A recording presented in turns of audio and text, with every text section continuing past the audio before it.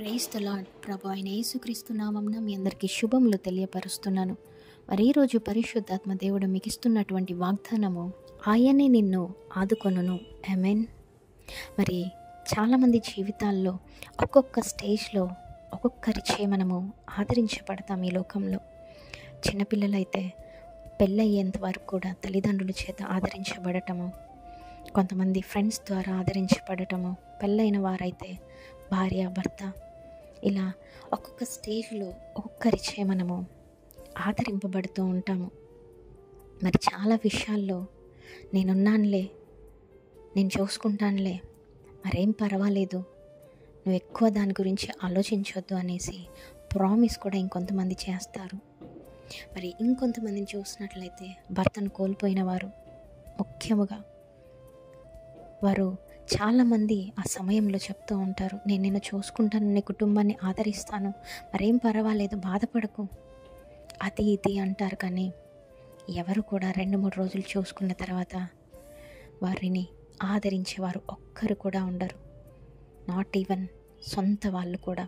మరి వివాహ సమయంలో మరి ఇరువురు కాబోయే భార్యాభర్తలు ప్రమాణం చేసుకుంటారు, కలిమికైనను లేమికైనను మరి ఏ విషయంలోనైనా నిన్ను ఆదరిస్తాను, ఆదుకుంటానని ప్రమాణాలు చేస్తారు. అది దేవుని ఎదురుగానే చేస్తారు. అయినప్పటికీ బ్రేక్ చేయట్లేదా? ఎంతమంది ప్రమాణాలు బ్రేక్ చేస్తూ ఉన్నారండి? ఎంతమంది వారి వారి భర్తలను, భార్యలను లేదా పిల్లల్ని ఆదరిస్తూ ఉన్నారు?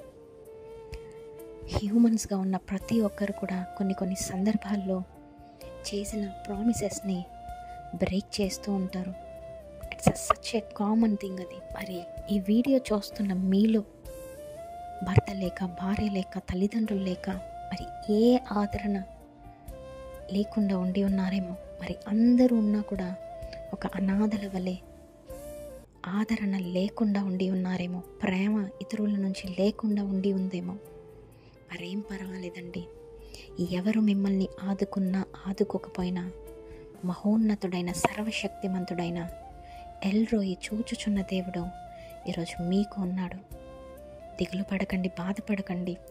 ఈ వాగ్దానంని ఎత్తిపట్టి ప్రార్థించండి.